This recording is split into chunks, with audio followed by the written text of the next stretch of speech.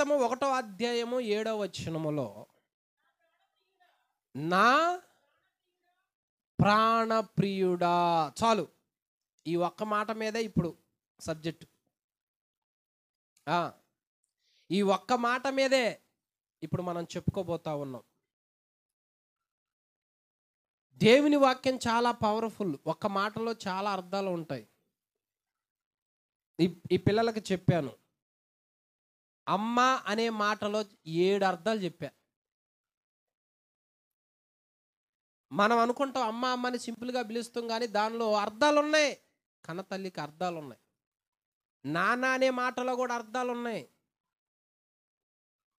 ప్రతి మాట వెనక నరుడు నేర్చుకోవాలే కానీ చాలా ఉంది ఉపదేశం. అది బిడ్డలకు బోధించినప్పుడు ఆయా విలువలు తెలుస్తూ ఉంటాయి. నా ప్రాణప్రియుడా అని షూలమ్మితి పిలుస్తూ ఉన్నది. నా ప్రాణప్రియుడా, నా ప్రియుడా అంటే దానికి అర్థం ఏంటి? నా అంటే నా అంటే నాది అంటే నా సొంతం. నా ప్రాణప్రియుడు మా నాన్న, నా నాన్న, నా అమ్మ, నా సొంతం. ఆ మాటల అర్థం ఉంది. నా సొంతం కాబట్టి నా సొంతమైన నా ప్రియుల్లో నాయి అన్నవి ఏమున్నాయి? లేఖనం ఏమంటుంది చూడండి.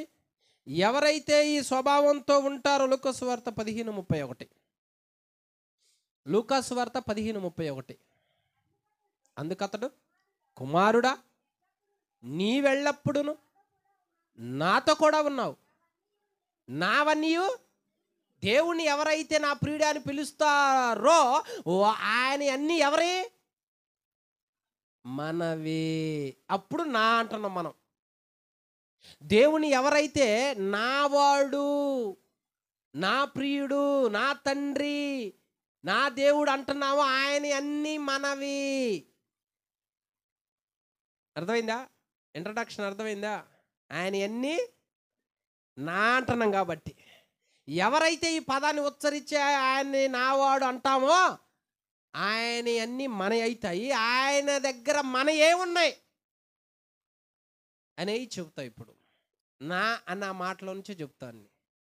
అవును, ఆయన దగ్గర మనవి ఉన్నాయి, మనకు రావాల్సినవి ఉన్నాయి, మనయే, మన సొంతమైనయే. అధికారం ఉంది మనకి.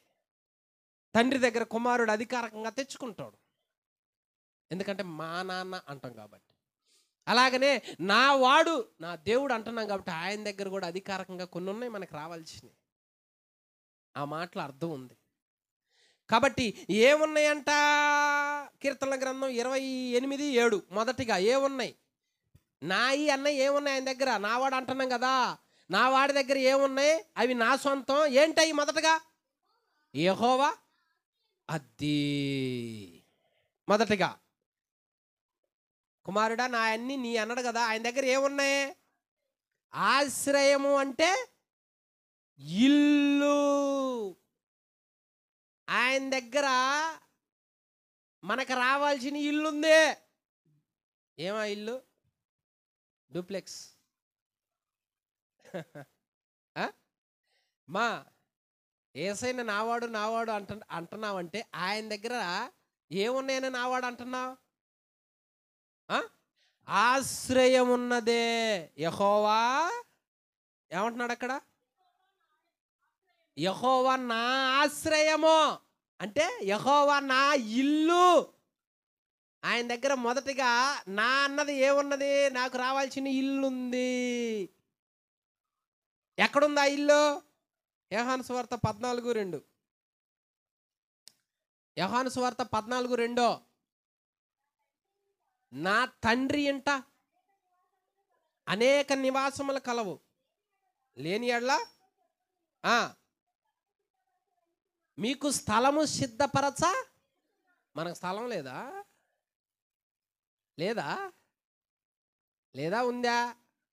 లేకపోతే చెప్పండి, గవర్నమెంట్ వాళ్ళ చేత రాపిద్దాం.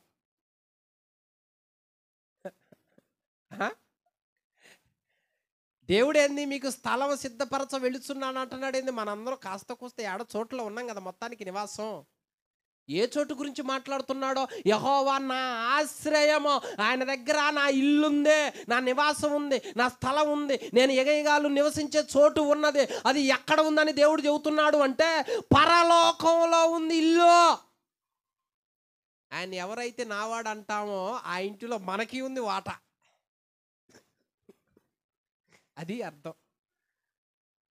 కాబట్టి మనం నివసించే ఈ ఇల్లే శాశ్వతం అనుకోవద్దు. ఆయన దగ్గర ఇల్లు, అది మనకే రావాలి. ఆ ఇల్లు సంపాదించుకోవాలి, ఆ ఇంటి దగ్గరికి వెళ్ళాలి. అందుకే మీకు స్థలం సిద్ధపరచడానికి వెళుచున్నానని దేవుడు బ్రతికున్నప్పుడు శిష్యులతో ఎందుకు చెబుతున్నాడు అంటే, నా దగ్గర మీ రావాల్సిన నాది మీదే కాబట్టి ఇల్లు సంపాదించుకో. నా దగ్గర ఉంది, అది నువ్వు కూడా సొంతం చేసుకో. భక్తి చేస్తాను అంటే దేనికోసం?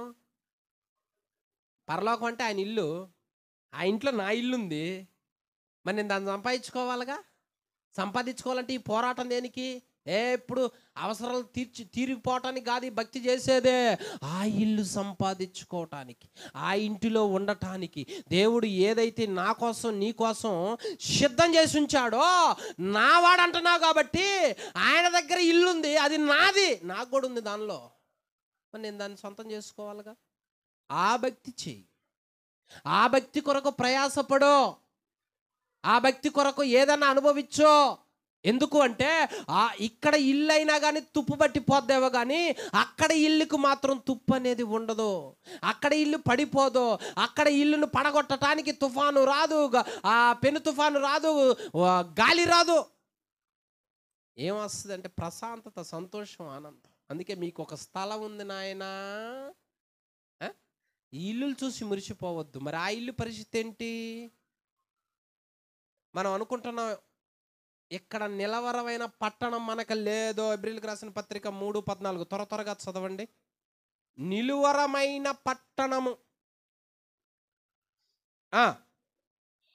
నేను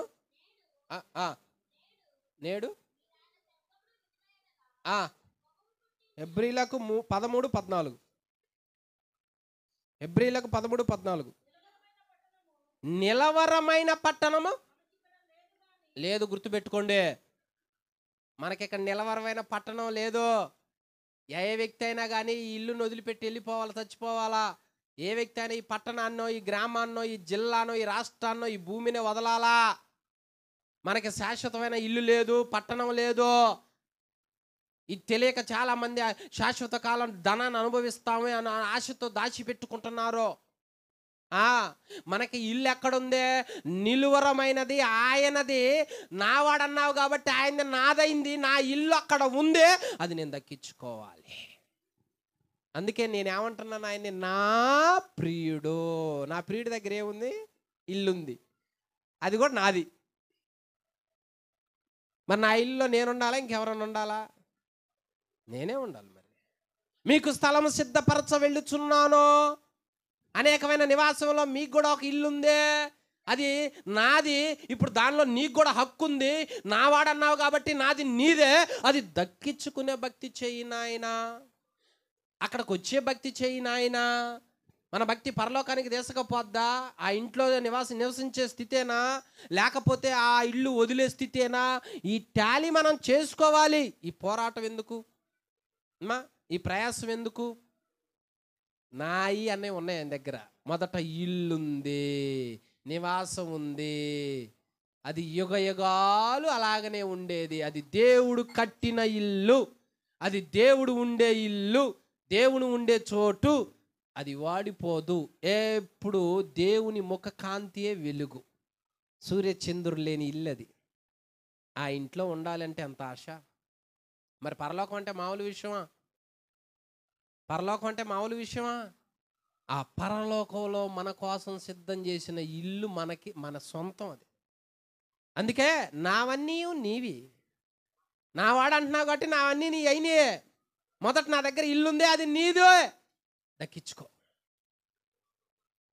ఆ పోరాటం చెయ్యి. ఎందుకంటే నిలవరమైన పట్టణం మనకిక్కడ లేదు. మరి ఎంత బలాఢ్యుడైనా ఇల్లు కట్టుకుంటే వదిలిపోవాలి, మరి అది శాశ్వతం కాదు కదా.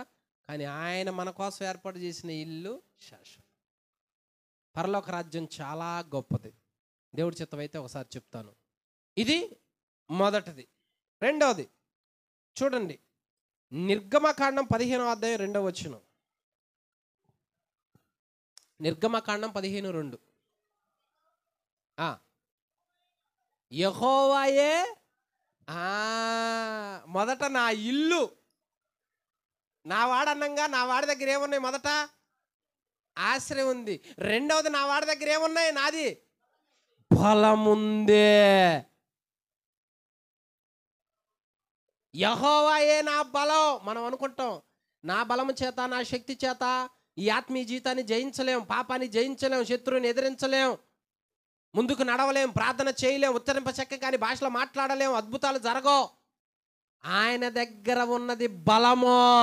ఆ బలమే మనకు కావాలి. అదే నా బలం. అర్థమైందా అమ్మా? ఎందుకు? యెషయా గ్రంథం 40వ అధ్యాయం 29వ వచనం. యెషయా గ్రంథం 40వ అధ్యాయం 29. సొమ్మసిల్లు వారికి బలమిచ్చువాడు. ఆయన దగ్గర బలం ఉంది, గుర్తుపెట్టుకో. నువ్వు ప్రార్థన చేయనప్పుడు, శరీరం సహకరించినప్పుడు బలం కావాలి. పాపాన్ని జయించలేనప్పుడు బలం కావాలి. ఎన్నో ఎన్నో బలహీనతలు వచ్చినప్పుడు బలం కావాలి. ఈ బలం ఎవరి దగ్గర ఉన్నది అంటే ఆయన దగ్గర ఉన్నది. నా బలం ఆయనే. అయ్యా, నా బలం నీ దగ్గరే ఉంది నాయన. ఆ బలం లేకపోతే నేనేం చేయగలుగుతా? ఈరోజు మనం పాటలు పాడుతున్నాము, ఆత్మచేత నింపబడుతున్నాము, వాక్యాన్ని చెప్పుకుంటున్నాము అంటే ఎవరి బలం ఇది? రక్త మాంసముల బలము కాదు, ప్రభువే ఆత్మ బలం మనకిచ్చాడు కాబట్టే మనం నడుస్తున్నాం. దేవుని ఆత్మ బలం లేకపోతే ఏ వ్యక్తి నిలబడలేడు, మాట్లాడలేడు, వాక్యాన్ని బోధించలేడు. హల్లెలూయా. అర్థమవుతుందా? దేవుడు మనకి బలం అయి ఉన్నాడు.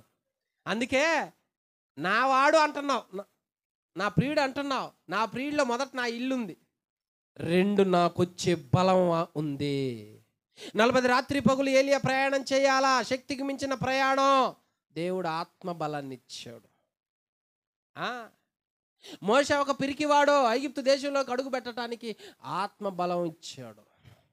సంసోను ఎలాంటి వాడో, 1000 మందిని చంపడానికి అంత శక్తి లేదు, ఆత్మ అతనిలోనికి వచ్చిన తర్వాత చంపాడు. అంటే ఈ విధంగా చూసుకుంటే నా బలము నువ్వే. నేను బలహీనున్నాయా, నువ్వు బలవంతుడు నాయనా. నాకు అసాధ్యమైన నువ్వు చేపించగలవు. ఆ బలం నాకు లేకపోతే, ఆ బలం నాలోనికి రాకపోతే నేను ఎలా జయించగలుగుతా? నేను ఎలా పోరాడగలుగుతా? యుద్ధం చేయగలుగుతా? ఇది భక్తులు కనిపెట్టారు. నా ఆశ్రయం, నా ఇల్లు నీవే అన్నాడు, నా బలం కూడా నీవే అన్నాడు. మరి ఆయన దగ్గర మన బలం ఉంది. మరి ఆయనతో మనకు సంబంధం లేకుండా, ఆయనకు మనం మొరపెట్టకుండా, ఆ బలాన్ని దక్కించుకునేటట్లుగా లేకుండా ఉంటే దేని జయించగలుగుతాం? ఎప్పుడు పరిశుద్ధాత్మ బలము మనం అనుభవిస్తూ ఉండాలి. ప్రార్థన చేస్తున్నంతసేపు బలపడతానే ఉంటాం, వాక్యం చదువుతున్నంతసేపు. ఇది లేదు అన్నప్పుడు బలహీనంగానే ఉంటాం. మరి ప్రార్థనకు దూరం అయితే బలహీనమే. ప్రార్థన చేయట్లేదంటే పాపం చేస్తున్నావు అని అర్థం.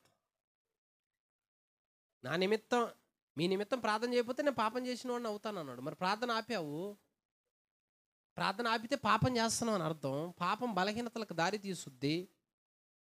కాబట్టి ప్రతిరోజు సొమ్మసిల్లు వారికి బలమిచ్చేవాడు ఆయనే గనక ఆ బలము మనలోకి రావాలి. ఆ బలం మనల్ని బలపరుస్తూ ఉండాలి. మనల్ని హెచ్చించేది మన చేత అసాధ్యమైన కార్యాలు ఆ బలమే చేపించేది. కాబట్టి నా బలము నీవే అంటున్నాడు కీర్తనాకారు. నా బలము నీవే. నీ ఉండబట్టే నేను ఎదిగా, నీ ఉండబట్టే నేను యుద్ధాలు చేశా, నీ ఉండబట్టే నేను పాడా, నీ ఉండబట్టే రాజు స్థానంలో ఉన్నా అంటున్నాడు.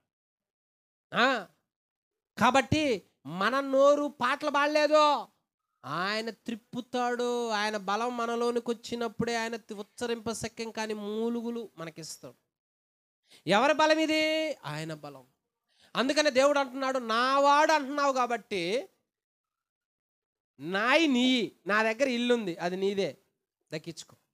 నా దగ్గర బలం ఉందే, నిన్ను వాడుకునే బలం, ప్రవచించే బలం, వాక్యం చెప్పే బలం, స్వస్థపరిచే బలం, సమస్తమైనవి ఉన్నాయి, బలం ఉందే. ఆ బలము నీదే, ఆ బలము నీదే, మనం దక్కించుకోవాలి. అనగానే ఛాన్సాలు, అయ్యా నేను బలహీనం, నన్ను బలపరచంటే, మరి బలపరిచేది ఎందుకంటే నావాడు అంటున్నాం కాబట్టి దానిలో నాకు బలం ఉంది, నాకు అధికారం ఉంది, నాది. మరి ఇప్పుడు చిన్నపిల్లలు ఉన్నారు, ఆ చిన్నపిల్లల్లో తండ్రి ఎత్తుకుంటే వేరే వాళ్ళు ఎత్తుకొని ఇంకొకళ్ళు ఆ తండ్రి దగ్గరకు పోతే ఈడేమంటాడు, మా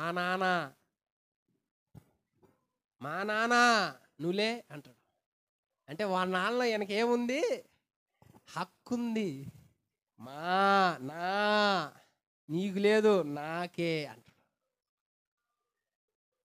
అలాగనే దేవుడి దగ్గర కూడా మనకి ఉంది హక్కు.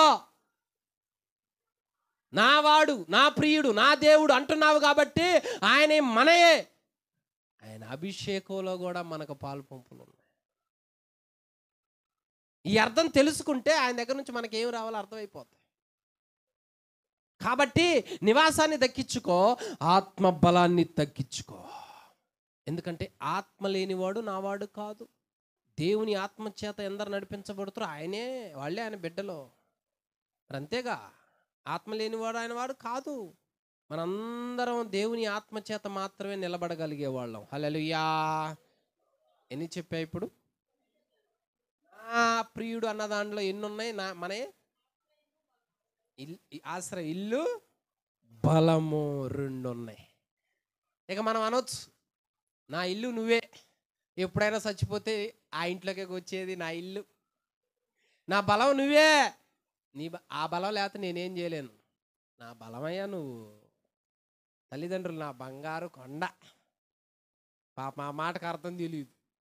నా బంగారు కొండ అంటారు. వీడు బంగారం అవుతుడా కాడు, వీడు బంగారం అవుతుంది. నా వజ్రాల గని అంటారు, నా డైమండ్ అంటారు పాపం తెలియక. ఈ డైమండ్ కాదు, కనీసం పిచ్చి బంగారం కూడా కాదు.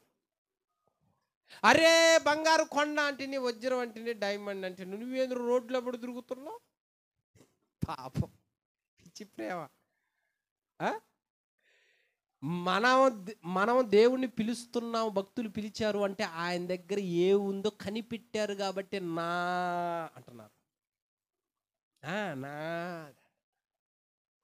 దేవుని సొంతం చేసుకో, అవి దక్కించుకో.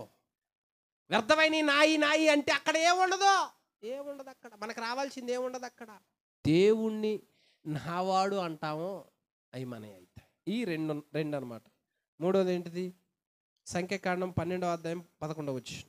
సంఖ్యాకాండం 12:11. అహరోను, అయ్యో నా ప్రభువా. చాలు. ఏంటిది? నా ప్రభువా. నా ప్రభు ఏం చేస్తాడు? నా ప్రభు ఏం చేస్తాడు? 1 నా ఆశ్రయం, 2 నా బలం, 3 నా ప్రభువా. అంటే అర్థం ఏంటి? ఏ సందర్భంలో అహరోను అంటున్నాడు ఆ మాట? మిరియామికి కుష్ఠరోగం వచ్చింది అరణ్యంలో. అందుకనే అయ్యో నా ప్రభువా, ఈ పాపాలు మా మీద మోపవద్దు, కనికరించు అన్నప్పుడు కనికరపడుతుడు. నా ప్రభువా అన్న మాటలో మన అతిక్రమాలు క్షమించబడటం అనేవి ఉన్నవే. హల్లెలూయా. తెచ్చుకో, ఆయన దగ్గర ఉన్నాయి, పాప క్షమాపణ ఉంది ఆయన దగ్గర. క్షమించంటే నా ప్రభు అనే మాటలో నా తప్పులు పరిహరిస్తారు, కొట్టివేస్తాడు, తీసేస్తాడు, క్షమిస్తాడనేవి ఉన్నాయే. అది తెచ్చుకోవటమే మనం. అందుకనే భూమి మీద లూకా సువార్త 5:54 పాపములు క్షమించే అధికారము, చూడండి 24 లూకా సువార్త 5:24. అయితే పాపములు క్షమించుటకు భూమి మీద మనుష్య కుమారునికి అధికారము కలదని మీరు తెలుసుకోవాలేనో. చాలు చాలు చాలు చాలు. చూసావా, అహరోను ఎందుకు నా ప్రభు అంటున్నాడు? అహరోను నా ప్రభు అని ఎందుకు అంటున్నాడు అంటే, నా ప్రభువే నా పాపాన్ని తీసేస్తాడు. నా ప్రభు నా పాపాన్ని కొట్టివేస్తాడు. తెలుసో తెలియకో దేవునికి విరోధంగా ఆజ్ఞ అతిక్రమించి తప్పు చేసినప్పుడు, శిక్ష వచ్చినప్పుడు, వేదన అనుభవిస్తున్నప్పుడు ఈ పాపాన్ని, ఈ అతిక్రమాన్ని కొట్టివేయగలిగిన ఆ మందు ఎవరి దగ్గర ఉందంటే, నా ఉన్నాడుగా నా అని ఆయన దగ్గర ఉంది. అది ఆయన దగ్గరే ఉంది. అదే క్షమించే అధికారం ఉంది ఆయనకే. ఇంకా ఆయన దగ్గర తప్ప నువ్వు ఎవరి దగ్గరకు పోయినా కానీ అది కొట్టివేయబడదు, ఆ పాపం కొట్టివేయబడదు. అయ్యో ప్రభువా, మేము అవివేకులు, తప్పు మా మీద మోపొద్దని అహరోను ప్రార్థన చేసినప్పుడు మిరియాముకు స్వస్థ వస్తుంది 7 దినాల తర్వాత. అర్థమైందా? మొదట నా ఆశ్రయం అన్న దగ్గర ఇల్లుంది. 2, నా బలం అన్న దగ్గర దేవుడు శక్తి ఉంది. 3, నా ప్రభు అన్న దగ్గర పాపాలు క్షమించబడటం అనేది ఉంది. అంటే ఆయన నావాడు అన్నాడు కాబట్టి అన్ని ఉన్నాయన్నమాట. అక్కడ తెలుసుకో, ఇంకా పాపంలోనే ఉండమాకు, ఇంకా పాపంలోనే బందీగా ఉండమాకు, అవే కూర్చుకోమాకు. అతిక్రమం పాపము, ఇదిగో అది మరణానికి దారి తీసుద్ది. ఆయన దగ్గర ఉంది కదా క్షమించేది, అది మనల్ని సొంతం చేసుకోమంటున్నాడు. అందుకనే మనం క్షమించు ప్రభు అనేసరికి మనం అయ్యా ప్రభువా నా తండ్రి అంటాం కదా, క్షమించని మనం అడిగేసరికి ఆయన దగ్గర ఉందిగా పాపాలు క్షమించేది. మనం కూడా నా ప్రభువా అంటాం కదా, అందుకని ఆ పాపాలు క్షమించాడు మనల్ని. పాపాలు క్షమించబడాలి, పాపాలు తీసివేయబడాలి. ఆదాములాగా ఆజ్ఞను అతిక్రమించి పాపాన్ని రొమ్ములో దాచుకున్నాడంట, హృదయంలో ఒప్పుకోకుండా. అహరోనుకి బిగ్గరగా ఎలుగెత్తి పశ్చాత్తాపడేసరికే అక్కడ క్షమాపణ వచ్చింది. అందుకనే పాపాలు క్షమించే అధికారం మరి ఎక్కడా లేదో. ఎవరికి ఉందయ్యా అధికారం అంటే, ఆయనకి తప్ప ఇంకెక్కడా లేదు. ఆయన ఆ అధికారం మనకి ఇవ్వాలి అంటే, మన పాపాలు తీసివేయాలి అంటే, నా ప్రభువాను నావాడు, నాకు హక్కుంది నన్ను క్షమిస్తాడు.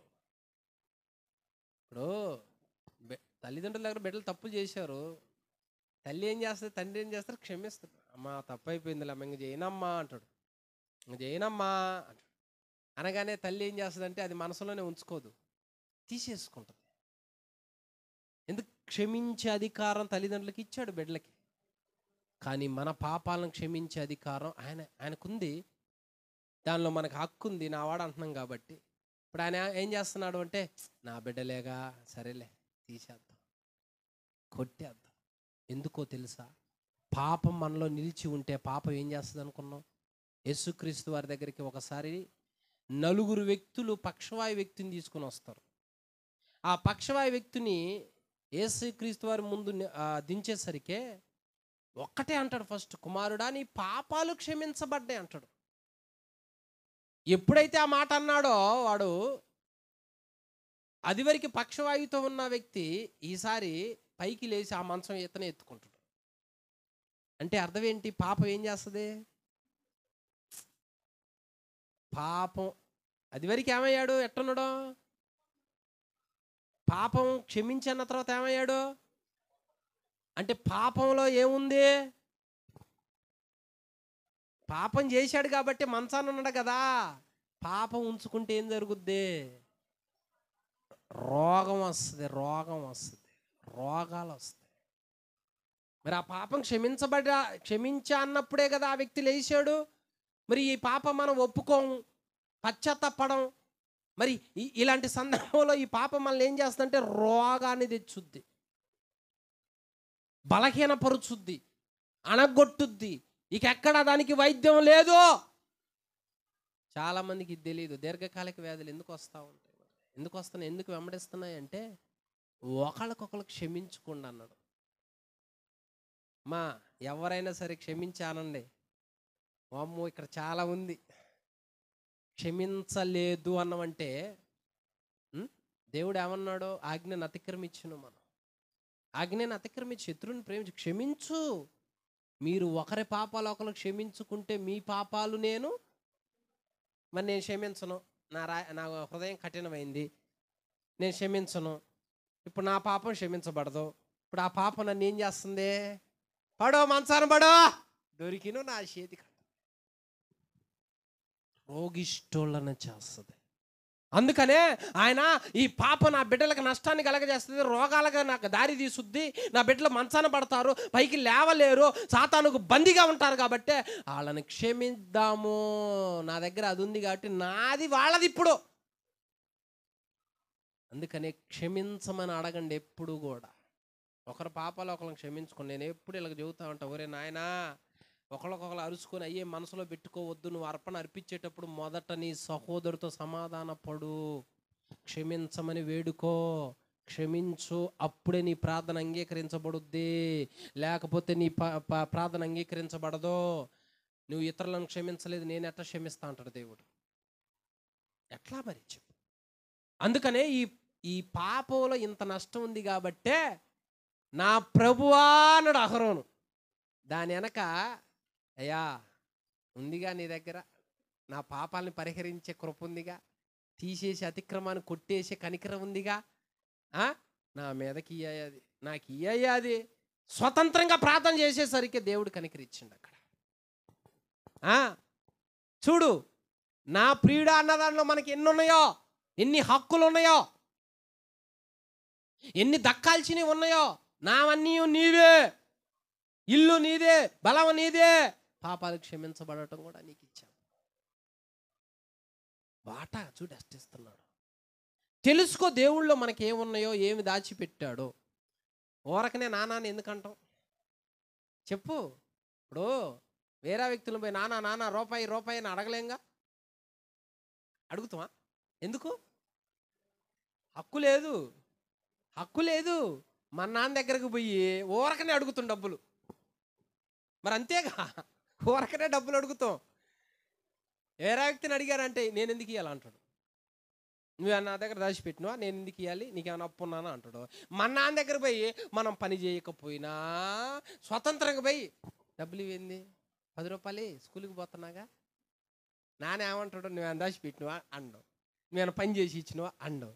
హక్కు అనమాట. నాన్న అన్ని ఆయన సంపాదించిన సొమ్ము కుమారుడికి హక్కు, అందుకే అడుగుతూ ఉంటాడు. అలాగనే దేవుడి దగ్గర పాపానికి క్షమించబడే ఆ మందు ఉంది కాబట్టి, ఆ వైద్యం ఉంది కాబట్టే మనం పోయి అయ్యా క్షమించయ్యా, నా ప్రభువా అంటాం ఉన్నాం. కాబట్టి నా బిడ్డలే సరే కొట్టేసేలే పో. అందుకనే దీర్ఘకాలిక వ్యాధులు మనల్ని ఎంటాట్లా, ఎన్నో కృపనిచ్చి క్షమిస్తుండ కాబట్టి. లేకపోతే మనం కూడా మనసాన్ని పట్టేవాళ్ళం. ఎన్ని చెప్పా? 3 పాయింట్లు చెప్పా, ఇంకా 4 పాయింట్లు చెప్పి నేను ముగిస్తా. అంటే తొందరగా ముగిస్తున్నాను. చూడండి అక్కడ తర్వాత ఎన్నో పాయింట్, 4వ పాయింట్, యెహోషువ గ్రంథం 5:14. యెహోషువ గ్రంథం 5:14. అతడు కాదు,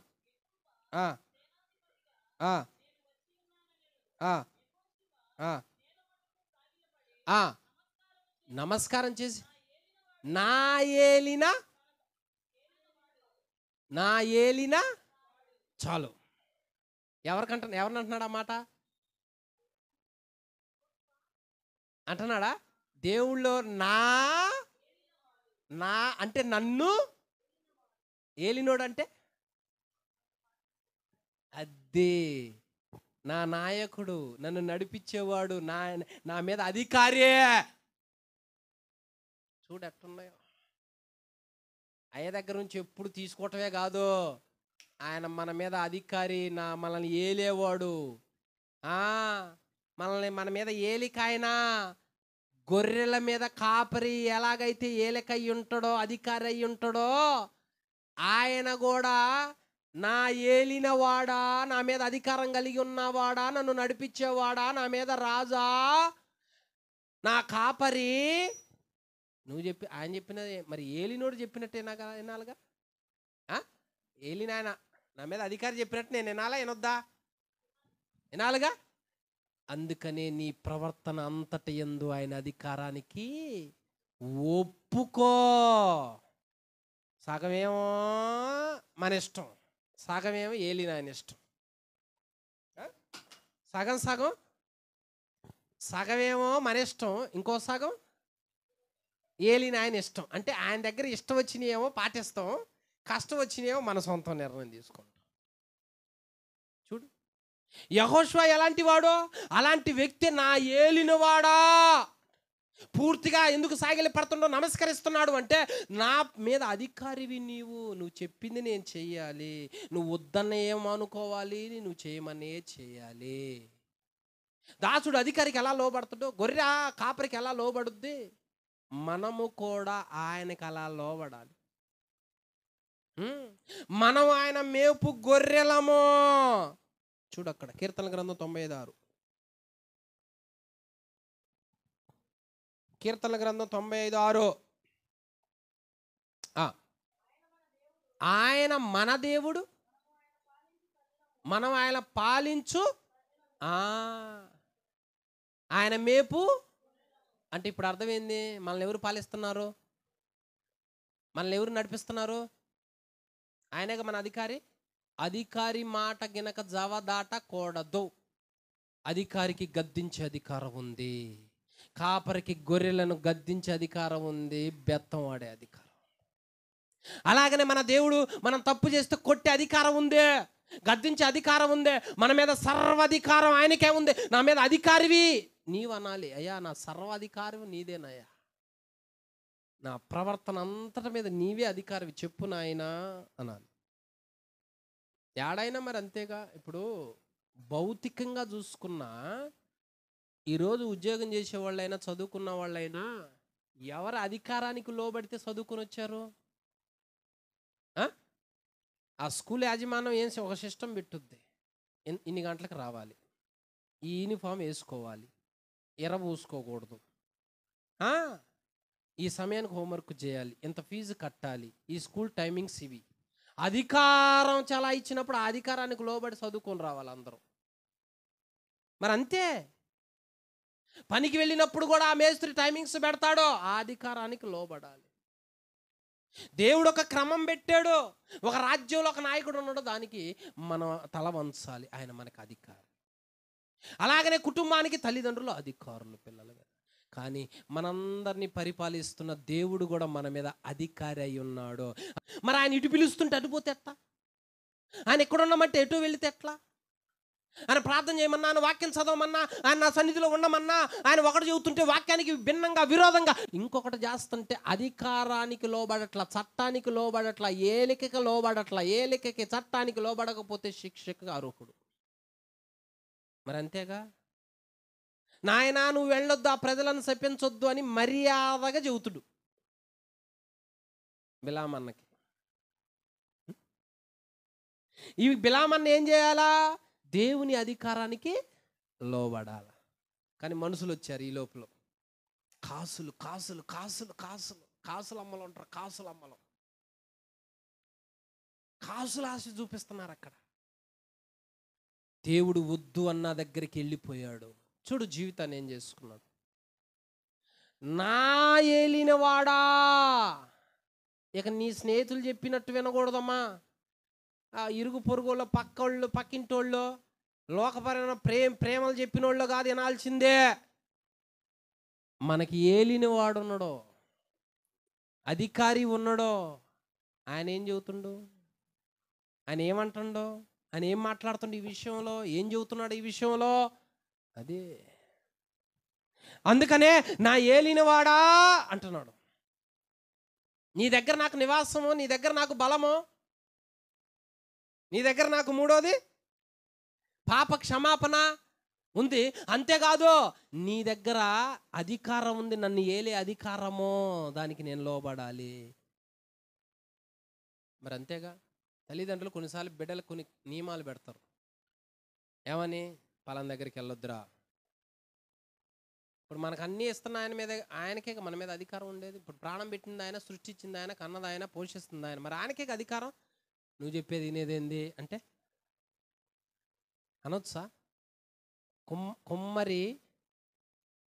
కుమ్మరికి కొండ ఎదురు చెప్పొచ్చా? నన్నెందుకు ఇలా రూపించితవని కొండ అనొచ్చా కాపర్నే? కుమ్మరిని అనకూడదు. కుమ్మరికి అధికారం ఉంది. నువ్వు ఇంట్లో కొండగా ఉండంటే ఉండు, తయారు చేసి. బూడిద పోసుకునే కొండలాగా ఉండంటే ఉండు. దీపం వెలిగించే దానిలాగా ఉండు అని తయారు చేస్తే ఉండు. దానికేం అట్ట ఇంట్లో ఉండే నీళ్ళు మంచి నీళ్ళలో పోసుకునేటట్టు చేసిను, నన్నేమో బూడిద పోసుకునేటట్టు చేసినావు నువ్వు అనొచ్చు అట్లా దేవుడు. నీకు ఏది ఇచ్చాడో, వాయిద్యములా, పాట పాడటమా, నడిపింపా, వాక్యం చెప్పటమా, ఏమిటి నీకు? ఏది ఇచ్చాడు నీకు అధికారం? ఆయన ఏది ఇచ్చాడు అధికారపూర్వకంగా? ఎరా 12 మంది శిష్యుల్ని ఇంటికి తీసుకుపోయిండు, యాయిర్ అనే ఇంటికి. కుమార్తె చచ్చిపోతే 12 మంది ఇంటి దగ్గర ఉన్నారు, 3 మాత్రమే లోపలికి తీసుకుపోయిండు. మరి మిగిలిన 9 మంది ఏమనాలి? ఎలాగా? వాళ్ళేలే ఎక్కువ ముఖం మాడుచుకుంటారా? చిన్న కుమార్తెను బ్రతికించటానికి 3 ఇంట్లోకి ఎలా చేశాడు? వాళ్ళు శిష్యులే, వీళ్ళు శిష్యులే. మరి మిగిలిన వాళ్ళు ఏమనుకోవాలి?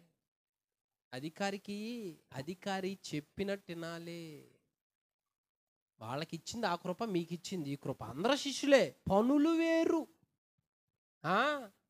అందరూ శిష్యులే, పనులు వేరు. అంతేకాని అన్నిట్లో నేను ఉండాలంటే అన్నిట్లో నిన్నెందుకు ఉంచుతుడు? అన్నిట్లో నువ్వు ఎట్టుంటావు? అది గమనించు. వాక్యం ఇది. ఏలినవాడు ఏ పని నియమించాడో, ఏ అధికారం చెబుతున్నాడు నీ మీద, నువ్వు ఎందుకుండో అని. దానికి భిన్నంగా పనిచేస్తే ఎట్టుంటుంది అనుకున్నావు అమ్మా? వేరే విధంగా ఉంటుంది. కాబట్టి దానికి లోబడండి, దానికి సమానంగా ఉండండి. శిష్యులు ఎవరు కూడా శిష్యులు వాళ్ళ ముగ్గురేనా అని అనకూడదు. మిగిలిన వాళ్ళు శిష్యులు. వీళ్ళకిచ్చిన కృప వేరు, వాళ్ళకిచ్చిన కృప వేరు. అందరి మీద ప్రేమ ఉంటుంది, కానీ పనులు వేరుగుంటాయి. ఇది గమనించి నిర్ణయాలు తీసుకోవాలి. హల్లెలూయా. నా ఏలినవాడు అంటే నా అధికారి ఆయన దగ్గర నుంచి రావాలి. అయ్యా ఫలానా చేయబోతున్నాను, నీ అధికారం ఏంటి? ఇప్పుడు అడుగుతుడుగా, అమ్మా టూరుకు పోతున్నానని కొడుకు తండ్రిని అడుగుతుడుగా. అంటే అధికారం ఎవరి దగ్గర ఉంది? తండ్రి దగ్గర ఉంది అధికారం. నా ఇష్టం అంటే కుదరదు, అక్కడ కొడుకే అక్కడ జరిసి కూర్చోబెట్టాలి. అప్పుడు ఎరా ఏంది నా పర్మిషన్ తీసుకోకుండా ఎడు తిరుగుతున్నావురా? నాకు చెప్పినవా? కొడతారా మరి? నాకు చెప్పినవా? ఎవరు రమ్మన్నారు ఇక్కడికి? ఎందుకు వచ్చిన వీటో నాకు చెప్పినవా అని ఎందుకు తండ్రి అంటాడో, నిలదీస్తాడు. అంటే అధికారం ఉంది తండ్రికి. కుమారుడు ఇది గమనించాలి. ఆయన దగ్గర పర్మిషన్ తీసుకోవాలి మనం ఏది చేయాలన్నా. నా అధికారి ఆయన. ఎటు పడితే అటు వెళ్తున్నా. నా అధికారి ఒప్పుకుంటాడా? నా ఏలినవాడు ఒప్పుకుంటాడా? నా కాపరి ఒప్పుకుంటాడా? నా తండ్రి ఒప్పుకుంటాడా? ఎటు పడితే తిరిగితే ఏది పడితే చేస్తే ఆయనకి ఇది ఇష్టమా లేదా అనేది ఆలోచించాలి. మనం భయపడాలి ఆయనకి. హల్లెలూయా. ఎన్ని పాయింట్లు అయిపోయినాయి? 5వ పాయింట్ చూడండి. యోబు గ్రంథం 19:25. యోబు గ్రంథం 19:25. అయితే నా విమోచకుడు. చూసుకో, అన్ని నాలే. నా అంటే నాది అని అర్థం. అవునా కదా? 5వ పాయింట్ ఏంటి? విమోచకుడు అంటే నిన్నైనా నన్నైనా ఒక సమస్య వచ్చిందే, ఆ సమస్యలో విడిపించేవాడు విమోచకుడు అంటే. ఇప్పుడు ఆలోచించు. పూర్వము మనల్ని ఎవడు విడిపించాడో? ఎవడు విడిపించలా. మహా అయితే ఏ ముద్రలు వేసారంట? అరే వీళ్ళు ఒక తాగుబోతురా, అరే వీళ్ళు తిరిగిపోతులరా, అరే వీళ్ళు ఒక చండాల పోలురా, వీళ్ళు గొడవలు మారోళ్ళరా, వీళ్ళు తగులు మారోళ్ళరా. ఇయే మనకి పెట్టింది లోకం బిరుదులు. కానీ ఈ మాటలు అనేవాడు ఉన్నాడు, కానీ ఒక్కడ కూడా విడిపించేవాడు లేడు. మరి ఎవరు విడిపించారు మనల్ని? ఎవరు రక్షించారు మనల్ని? ఎవరు ఆ దురలవాట్ల నుంచి మనల్ని కాపాడారు? ఎవరు ప్రాణాన్ని అడ్డం పెట్టారు? ఎవరి దగ్గర ఆ శక్తి ఉంది? అందుకే ఆయన నా విమోచకుడు. ఇప్పుడు బిడ్డలో తెలిసి తెలియక కొన్నిసార్లు అప్పు చేస్తారు. తల్లి ఏం చేస్తుంది? తండ్రి విడిపిస్తాడు. తెలియక చేసినలే. ఏదైనా తప్పు చేస్తాడు, పోయి నా కుమారుడి పక్షాన నేను క్షమాపణ అడుగుతున్నా. విడిపిస్తాడు మరి సాధ్యమైనంత వరకు. అలాగనే జీవం కలిగిన దేవుడు మన రోగాలలో, మన సమస్యల్లో, ఇరుకు ఇబ్బందుల్లో అలాగనే చూస్తూ ఉండేవాడు కాదు. విమోచిస్తాడు, విడిపిస్తాడు. నా బిడ్డ ఎదగలేకపోతా ఉన్నది. ఈ బిడ్డ అక్కర్లో నాకు తెలుస్తున్నాయి కాబట్టి ఆ బిడ్డ కావాల్సినవి నేను ఇవ్వాలి, ఈ కష్టాల్లో పైకి లేవనెత్తాలని విమోచకుడుగా ఉంటాడు. కాబట్టి భక్తుడు అంటాడు, యోబు అంటాడు, నా విమోచకుడు. ఇప్పుడు సాతాను శోధిస్తున్నాడు, ఎవరు విడిపించాలి? మరి ఆయనే విమోచకుడు. అందుకే ఆ మాట అంటున్నాడు. ఎవరు విడిపిస్తారు నన్ను? పిల్లలు చచ్చిపోయారు, రోగిష్ఠున్నయ్యా, భార్య ఏమో శాపిస్తుంది చచ్చిపోవని, స్నేహితులు వచ్చేమో నువ్వేదో తప్పు చేసినావు అందుకే నీకు ఈ కీడు అంటుకుంది అంటున్నారు. గొర్రెలు లేవు, గొడ్డులు లేవు, పనులు లేరు, పిల్లలు ఎగతాళి చేస్తున్నారు, యవనస్తులు ఎగతాళి చేస్తున్నారు. ఎవరు విడిపిస్తారు నన్ను అన్నప్పుడు యోబుకు ఒక మాట గుర్తొచ్చింది. ఏంటో తెలుసా? నా విమోచకుడు ఆయన దగ్గర నన్ను విడిపించేది ఉంది, సొంతమైంది నాకు అది. నువ్వు ఏ కష్టాల్లో, ఏ బాధలో, సమస్యల్లో ఉన్నా విమోచకుడు ఉన్నాడు. నా విమోచకుడా, నువ్వేగా నన్ను విడిపించేది, నన్ను రక్షించేది, కాపాడేది. భయముతో ఉన్నా, వేదనతో ఉన్నా, దిగులుతో ఉన్నా నా విమోచకుడా విడిపించు, గట్టెక్కించు, స్వస్థపరచు అని స్వతంత్రంగా అడుగుతాం. అయ్యా నన్ను విడిపించని చాలాసార్లు ప్రార్థన చేస్తాం కదా. ఆయనే యోబుని విడిపించి రెండింతలుగా మేలు చేశాడు. హల్లెలూయా. అందుకనే మనం అడుగు వాటన్నిటికన్నా, ఊహించు వాటికన్నా ఎక్కువ ఇస్తాడు దేవుడు. విమోచకుడు ఆయన. ఎలాంటి వాడు ఆయన? విమోచకుడు. ఎన్ని విడిపించాడు చెప్పు? విమోచకుడు అంటే ఎన్ని విడిపించాడు మనలో?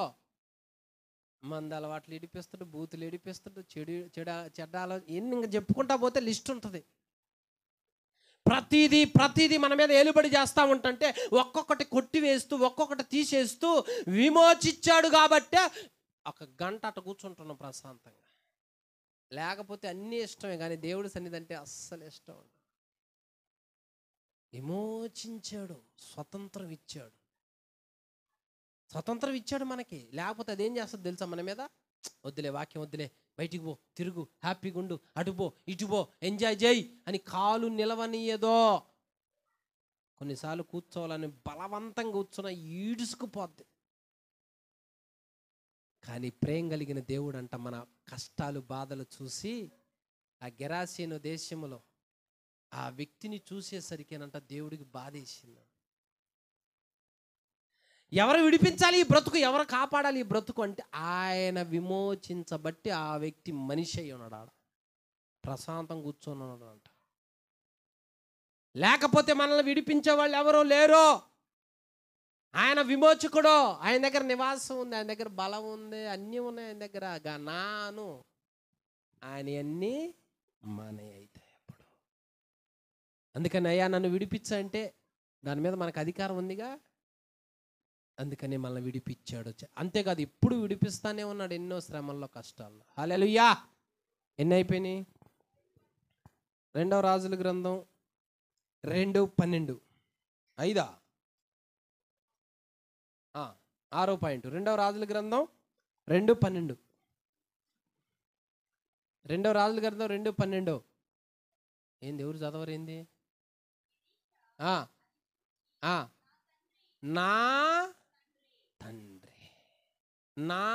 తండ్రి అంటే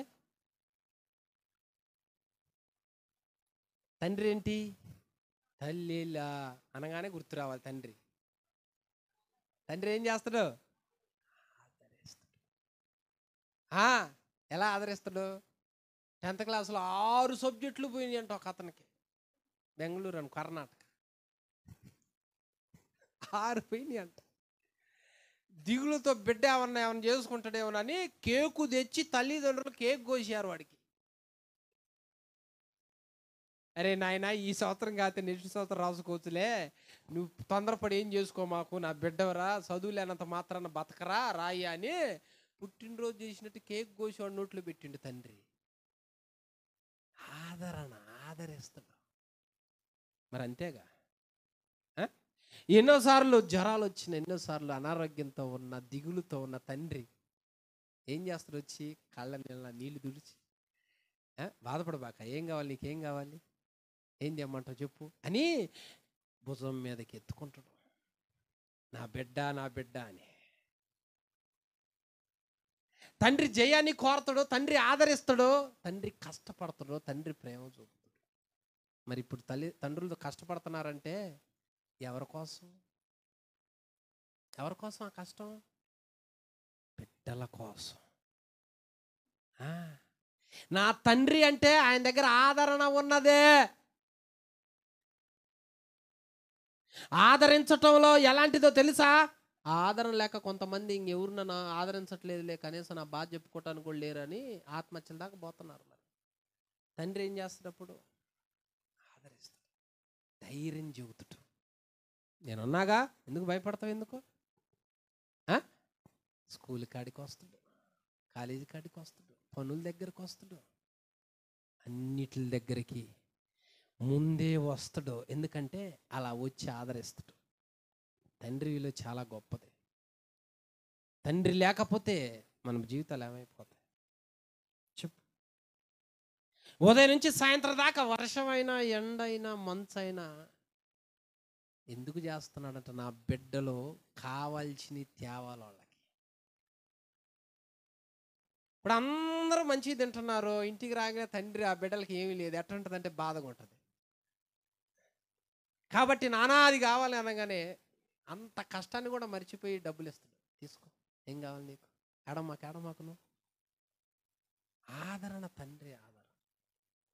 అందుకనే నా తండ్రి, దేవుళ్ళో తండ్రి లక్షణం చూడు ఎలా ఆదరిస్తాడు. లాజరు చచ్చిపోతే కుటుంబం ఏడుస్తుంది, అక్కడ ఏడుస్తున్నారు, తమ్ముడు చచ్చిపోయాడు అని. ఆడికి వచ్చంట యేసుక్రీస్తు వారు కూడా కన్నీళ్లు విడిచాడంట. తండ్రి ప్రేమ. అందుకనే ఇజ్రాయేలీలు అంటాడు, మిమ్మల్ని గద్దరెక్కల మీద మోసుకొని వచ్చినట్టు మోసుకొని వచ్చా నేను, మిమ్మల్ని ఎక్కడా చెయ్యి వదిలిపెట్టలా నేను. అరణ్యంలో మీకు కలిగిన యుద్ధాలు చూడండి, నష్టాలు చూడండి. ఫరో శపించటానికి వస్తే నేను ఆదరించా, ఎర్ర సముద్రం వస్తే నేను ఆదరించా, అమాలేకీయుల యుద్ధానికి వస్తే నేను ఆదరించా.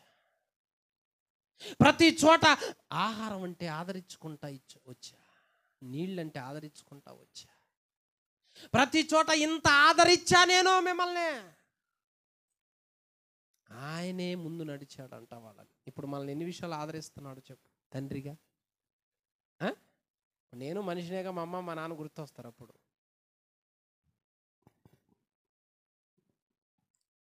ఎప్పుడన్నా కళ్ళ గుర్తొచ్చారనుకో, ఇక లేగుస్తా అర్ధరాత్రి. ఇంక పాత జ్ఞాపకాలు కదా, కాస్త అన్నమాట కళ్ళెంబడి నీళ్ళు వస్తాయి. మా నాన్న అనగానే అప్పుడు దేవుడు, నేనున్నాలే నా కుమారుడా, నేనున్నాలే. దేవుని ఆధారం లేకపోతే ఆడుంటాం మనం చెప్పు? దేవుడే గనక హత్తుకోకపోతే, ప్రేమ చూపకపోతే, ఒక తండ్రి గొడ్డు చాకిరి చేసినట్టు చేయకపోతే మనం ఆడుంటాం. ఎందుకు దెబ్బలు తినడు? ఎందుకు సిలువెక్కాడు? బిడ్డ భరించలేదు, మొయ్యలేదు. అందుకని తండ్రి, నా బిడ్డను వదిలిపెట్టండి, నేను అడ్డంగా ఉంటున్నా అని ఆ కౌగిటిలో మన కప్పి వీపట్ట ఉంచితే దున్నొదిలిపెట్టారు. ఆయన చేతి రెక్కల నీడలో మనకి దెబ్బ పడకుండా కాపాడి ఆయన వీపు అడ్డు పెడితే పొలం దున్నబడ్డట్టు దున్నబడ్డదంట ఆయన వీపు. తండ్రి ఆదరణ అది. తండ్రి మీదకి ఎన్నోసార్లు ఇజ్రాయేలీలు తిరుగుబాటు చేశారు, అయినా ఆదరించుకుంటా వచ్చాడు దేవుడు, ప్రేమ చూపించుకుంటా వచ్చాడు దేవుడు. అందుకనే భౌతికంగా తండ్రి ప్రేమను అర్థం చేసుకోవాలి, ఆత్మీయంగా తండ్రి ప్రేమను అర్థం చేసుకోవాలి.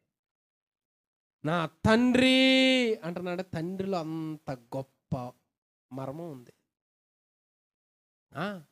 ఎప్పటికైనా మనం చాలాసార్లు దేవుని దూషించి అలిగి పోకుండా ఉంటాం, మందిరానికి రాకుండా ఉంటాం, కానీ అన్నం పెట్టడం ఆపలా, మంచినీళ్ళు ఇవ్వటం ఆపలా, కాపాడటం ఆపలా. ఆయన ఇచ్చే ప్రొటెక్షన్ ఇస్తానే ఉన్నాడు, ఆయన ఇచ్చే ఆదరణ ఇస్తానే ఉన్నాడు.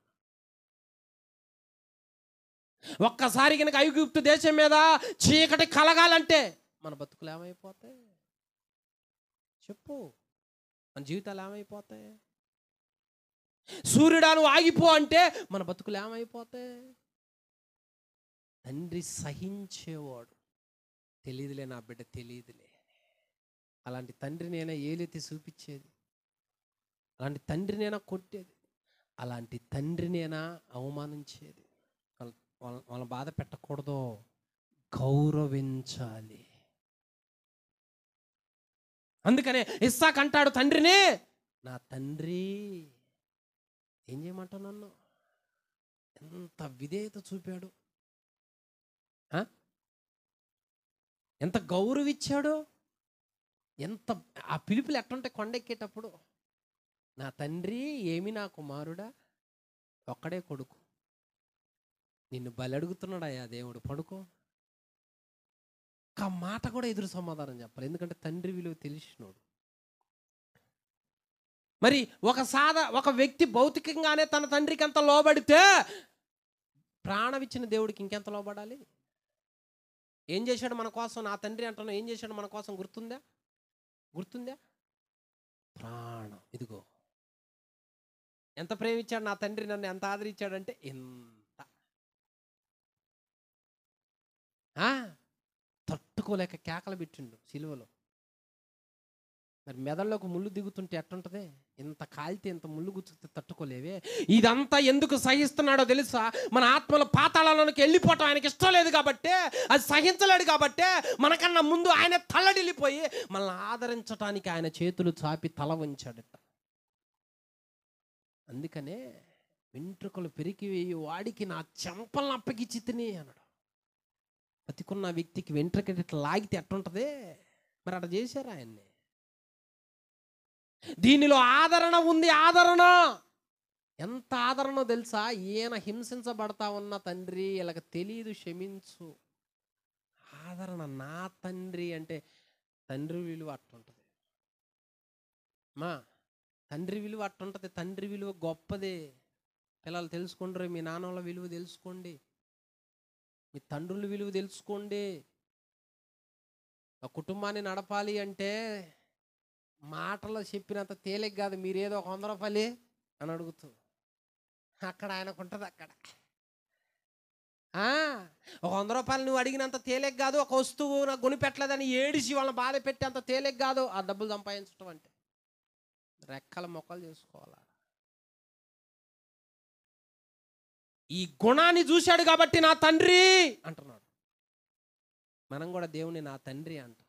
ఎందుకంటాం? నన్ను ఆదరించేవాడు నువ్వు. ఒక్క దెబ్బైనా సిలువలో పడ్డ దెబ్బ మనకు పడితే బతుకుతాం మనం? పండించిండు, ఒక్క దెబ్బ పండించిండా? ఒక్కట కూడా పండిలా మన మీద, ఒక్కట కూడా. అందుకే దేవుడు అంటా ఉన్నాడు, మన అతిక్రమ క్రియలు ఆయన మీద మోపాడు, మన దోష శిక్ష ఆయన మీద మోపాడు. అందుకనే ఆయన మనకి తండ్రి, ఆదరించే తండ్రి. ఆకలయ్యా, మరి ఎన్నోసార్లు ఇంట్లో బియ్యం ఉండవు, ప్రార్థన చేస్తే అయ్యా ఏదో ఒక రూపాన. ఎన్నోసార్లు సమస్యలయ్యా, మనం బాధపడుతుంటే ఇష్టం లేదు కాబట్టి ఆదరించుకుంటా వస్తాడు, మనం అడిగిని ఇచ్చుకుంటా. ఇది తండ్రి లక్షణం, తండ్రి పొజిషన్. మరి తెలియకుండా చాలామంది ఏం చేస్తున్నారు అమ్మా? తండ్రిని అవమానపరుస్తూ ఉన్నారు. తండ్రిని గౌరవించాలి. తండ్రి సమాజంలో నిలబడితే ఎవరు ఈ పిల్లలు, ఫలానా ఆయన ఏం పిల్లలు. నీ తల్లిదండ్రులు ఎవరయ్యా? దావీదు గొలియాతును చంపిన తర్వాత సౌలు అంటాడో, ఈ చిన్నవాడు ఎవని కుమారుడు? ఇంత శూరుని కన్నాడు. తండ్రి పేరుని సమాజంలో పలికిచ్చారట. అది పలికిచ్చిండు పాపం దావీదు. ఎవరో ఈయన పేరేంది చెప్పు, పేరు కనుక్కో. అసలు ఈ శూరుని కన్నవాడు ఎవడో? చక్కగా చదువుకొని మంచి ఉద్యోగాలు చేసుకుంటే లేదా ఆత్మీయతో బాగా ఎదిగితే ఆ పేరు వస్తుంది. అర్థమైందా? హల్లెలూయా. యుద్ధంలో శూరుని పడగొట్టిన ఈ వీరుని కన్నా వీరుడెవడయ్యా? ఎవరు? తండ్రి ఎవరు? నీవు ఎవరి కుమార్తెవు? ఎవరన్నారు? ఎలియాజరు రెబెకాను అడుగుతున్నాడు, నీవు ఎవని కుమార్తెవు? తండ్రి పేరేంటి? ఎందుకు అడుగుతున్నారు? ఆ అమ్మాయి క్రమశిక్షణ అట్టుంది. మరి మనం కూడా సమాజంలో భక్తిపరులా, నీతిమంతులా, పరిశుద్ధులుగా ఉంటే నీ తండ్రి ఎవరో? ఎవరు మీ నాయకుడు? ఎవరు మీ తండ్రి? ఎవరో? ఏ పెంపకంలో ఏ డైరెక్షన్లో పెంచడం అంటే ఇదిగో యేసయ్యను నమ్ముకుంటే ఎట్టున్నా, యేసయ్య భక్తిలో నా తండ్రి పెంచిండు కాబట్టి ఎట్టున్నా. ఇది తండ్రి విలువ. అందుకని నా తండ్రి ఎలీషాని అట పెంచిండుగా ఏలియా. నా తండ్రి అని ఎందుకంటుండో? ఎరా పోతే పోయిన మొదలష్టపోడు. 12 అరకల పొలం పోయింది, తల్లిదండ్రులు పోయారు, కొండల్లో గొట్టల్లో తిప్పి చేసిండు అనాల పోతంటే. పోతే పోనేలే పో. కానీ ఏమంటుండో తెలుసా? చివరిగా నా తండ్రి అంట. ఎరా సుఖం ఉంది ఆయన దగ్గర, చెప్పామన్న. ఆయన దగ్గర ఏ సుఖం లేదు. ఆయనకే వస్త్రాలు సరిగి లేవు, తోలుదట్టి ఆయన కట్టుకునేది. ఏడ ఇల్లులో ఉన్నట్లేదు. అడిగితేనే మిడతలు తింటాడు, అడవిలో ప్రయాణం. అలాంటి ఆయన దగ్గర ఉన్నాడంట. కానీ ఏలియా మాత్రం తండ్రి అంటున్నాడు ఏలియాని. ఎరా ఏం చూడాలా? పెట్టినంత చేపేమో అన్నా పెట్టినంత చేపేమో. ఎరా ఏం చూడాలరా నాయన? సేవకుడు అంటున్నాడు గురువు గారిని నా తండ్రి. ఆత్మీయ జీవితం ఇది. ఇది ఆత్మీయ జీవితం కాబట్టి తండ్రి మన కోసం ఏం చేసిండు? తన కుమారుణ్ణి పంపాడు. దేవుడు లోకముని ఎంతో ప్రేమించను. ఎందుకు ప్రేమించాడో? నీతిమంతులమే కాదు, తన కుమారుణ్ణి పంపాడంట. అంత ప్రేమ లేకపోతే మన బతుకులు ఏమైపోయాయి? ఆదరించాలి. కుమారుడా, వాళ్ళు ఆదరించబడాలి నీ ద్వారా. అందుకే వాళ్ళ అతిక్రమం నీ మీద వేస్తున్నా, భరించు కుమారుడు. అట్లా వదిలిపెడితే తట్టుకోలేక గెచ్చమనే తోటలో ఒక్క మాట అంటాడు, నీ చిత్తమైతే గిన్నె తొలగిరాలంటాడు. అంటే ఎంత వేదన చూడు. బతికున్న వాడి శరీరంలోంచి చెమటరాట్ల రక్తం వస్తుందంటే బీపీ ఎక్కువయ్యి నరాలు పగిలిపోయి వస్తున్నాయి ఆ రక్తం. మరి శాపం మోయాలంటే మామూలు విషయం కాదు. కానీ భరించిండు. అర్థమైందా? హల్లెలూయా. అర్థమైందా? ఎందుకు 2 మాటలు చెప్పాలనిపించింది. తండ్రి దగ్గర కాసేపు ఆగి కొంచెం అట పొడిగించాలనిపించింది. అందుకే నా తండ్రి అని గొప్పగా మాట్లాడుతున్నాడు. ఆ పిలుపు దేవుడికి నచ్చింది. ఈ వ్యక్తిలో తండ్రిని చూశాడు. ఈ వ్యక్తి 2 నీకు ఇస్తున్నా పో అని ఇచ్చేసాడు. గద్దిచ్చిన, హెచ్చరించిన, బుద్ధి చెప్పిన క్షేమం కోసమే అని చెప్పాను. అది అర్థం చేసుకోండి. అర్థమైందా? ఓకేనా? ఎన్ని పాయింట్లు అయినాయి? 6 పాయింట్లు అయినాయి. సరే, చివరికి 7వ పాయింట్ చెప్పి నేను ముగిస్తా. అయిపోయింది. 5 నిమిషాలే. ఎరా అఖిలో 5 నిమిషాలు. ఎట్ట ఓపిక చేసుకొని కూర్చో, పెద్దోడివి.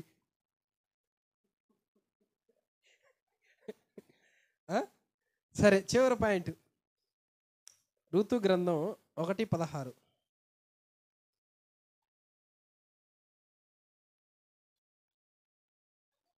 అందుకు ఋతు, నా వెంబడి రావద్దనియు, నన్ను విడిచిపెట్టమనియు, నన్ను బతిమాలుకొనవద్దు.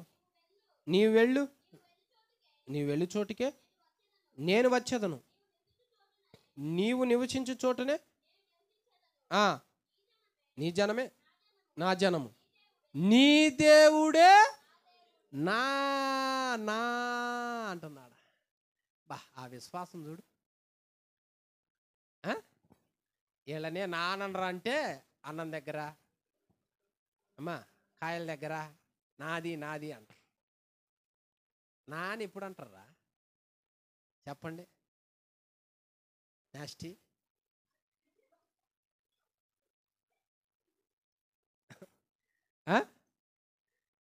ఆమె చూడు ఏమంటుందో, నీ దేవుడే నా, నీ ప్రజలే.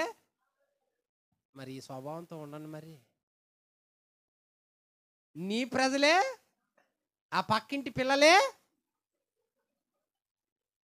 ఏంది మాట్లాడరింది చెప్పరే? ఆమె చూడు ఏమంటుందో, నీ ప్రజలే నా ప్రజలు, నీ దేవుడే నా దేవుడు. మనం ఏంది మరి ఆ మాట అన్నాం? సంఘంలో ఉన్న వాళ్ళందరే నా నా ప్రజలు, ఇక్కడ ఉన్న పిల్లలందరూ నా అంటే ఏ గొడవలు ఉండవు. మా నా పిల్లలు అంటే తల్లి ఎలా ఆదరించాలో, ఎలా చూసుకోవాలో అక్కడ చూసుకోవాలి. మరి నా అంటే అర్థమైంది, అవునా కదా? మనిషి స్వభావం ఏంటంటే, నా అని ఎవరిని అంటామంటే, నా ప్రజలని ఎవరిని అంటామంటే సొంత వాళ్ళని అంటాం. కానీ దేవుళ్ళలోకి వచ్చిన మనందరం సంఘం అంటే అందరూ నా నా వాళ్ళు, నా ప్రజలు, నా బిడ్డలు. అర్థమైందా? అలాంటప్పుడు నీ బిడ్డ పాడుతున్నా అని ఎట్టుండాలా? వాక్యం చెబుతున్నా ఎట్టుండాలా? నీ బిడ్డ కాదు, సంఘంలో బిడ్డ, నీ బిడ్డేగా. ఎట్టుండాలంటే ఇంకా ఎదగాలి, ఇంకా ఎదగాలి. కంటి చూపుతేనే సంపెత్తి ఎట్ట చెప్పు. ఇప్పుడు ఇక్కడ ఉన్న వాళ్ళు ఎవరు నా బంధువులు కాదు, నా రక్త సంబంధికులు కాదు. మరి నేను అందరి మీద ప్రేమ చూపించుకుంటూ పిల్లల విషయంలో చక్కగా నేర్పుతూ, వాళ్ళు పాడుతున్నా, వాళ్ళు వాక్యం చెబుతున్నా మురిసిపోతా. నా పిల్లలు అంత ఇదే స్వభావం ప్రతి తల్లిదండ్రులకు ఉండాలి. వాళ్ళు ఎదగాలి అని. ప్రేమ అనేది అట్టుంటుంది. సొంతల మీద చూపించడం గొప్పతనం కాదు. ప్రేమ ఎవరైనా చూపిస్తారు, పశువులు కూడా చూపిస్తాయి సంతానం మీద. కానీ దేవుడు ఎవరి మీద చూపించాడు ప్రేమ? అందరి మీద చూపించాడు. ఇప్పుడు ఆమె ఏమంటుంది? ముక్కు ముఖం తెలియని ప్రజలను ఏమంటుందో తెలుసా? నా దేవుడు వాళ్ళే నా ప్రజలు అంటుంది. అంటే వాళ్ళనేది తన కుటుంబీకులు లాగా భావిస్తుంది. అలా భావిస్తే ఇక్కడ అందరికి ఐక్యత ఉంటుంది, ప్రేమ ఉంటుంది. తెలిసో తెలియక ఒక మాట అన్నా నా వాళ్ళేలే. మరి అంతేగా, ఇంట్లో అన్నదమ్ములు ఇద్దరు రోజు అనుకుంటారు, అక్కజలు రోజు అరుచుకుంటారు, మళ్ళీ మాట్లాడుకుంటారుగా, నా వాళ్ళే అనేగా. మరి ఈ భావన సంఘంలో ఎందుకు ఉండదు? ఎప్పుడు నేనేనా నా వాళ్ళే అని? అందరికీ ప్రతి ఒక్కళ్ళకు ఉండాలి బాధ్యత ఇది. ఒకళ్ళు ఆగిపోతే ప్రార్థనకి ఎందుకు ఆగిపోయారు, ఒకళ్ళు రాకపోతే కదా కష్టాలు నష్టాలు ఉంటే అందరూ ప్రార్థన చేయటాలు, పలకరించటాలు, ఒకళ్ళు ఎదుగుతుంటే ఎంకరేజ్ చేయటాలు, ఇవన్నీ నా అన్నప్పుడు వస్తాయి. పైకి నా అంటాం కాదు గొప్పతనం, చేసి చూపించు. పోనీ నా అన్న పిల్లలు, నా చెల్లి పిల్లలు ఏమైనా ఉంటే వాళ్ళని బాగా చూసుకుంటుంటే, అయ్యా వాళ్ళు కాబట్టే ఆయన మైక్ ఇస్తాడు, ఛానల్లో పెడతాను అనుకోవచ్చు. ఈ మొఖాలు నా బంధువులు కాదు. కానీ వీళ్ళు ఎదగి గొప్ప స్థానంలో ఉండాలనేగా పట్టుబట్టి నేర్పించుకుంటా వచ్చింది. చెప్పు. అందరూ ఆడబడాలనే నేను ఆశపడతా, అందరూ ఒక స్థానంలో ఉండాలని ఆశపడతా. ఇది ప్రతి బిడ్డకు ఉండాలి. సంఘంలో అందరూ నా అన్న భావన కలిగి ఉండాలి. ఎప్పుడైతే నా దేవుడు నా ప్రజలు అని వచ్చిందో, దిక్కు లేకుండా ప్రాంతానికి వస్తే భర్తలు లేరు, ఎవరు లేరు, అత్తే ఉంది.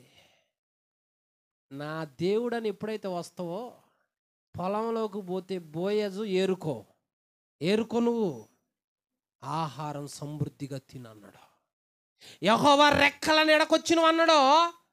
దేవుడు అన్యాయం చేయలే, కావాల్సింది ఇచ్చాడు, కూర్చాడు. అంతేకాదు ఒక ఇంటామని చేసి ఆమె సంతానాన్ని దీవించాడు.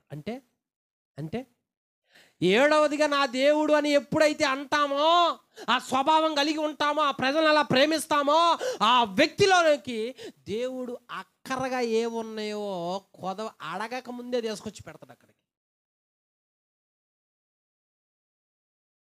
అత్త అంటుంది, ఎక్కడ ఏరుకున్నావు, ఎక్కడి నుంచి వచ్చినాయి? బోయేజు. ఆ పొలంలో అయిపోయేంత వరకు ఇక్కడ ఏరుకోమన్నాడు అత్త. ఆహా, దేవుడు ఎంత కనికరం కలిగిన వాడు.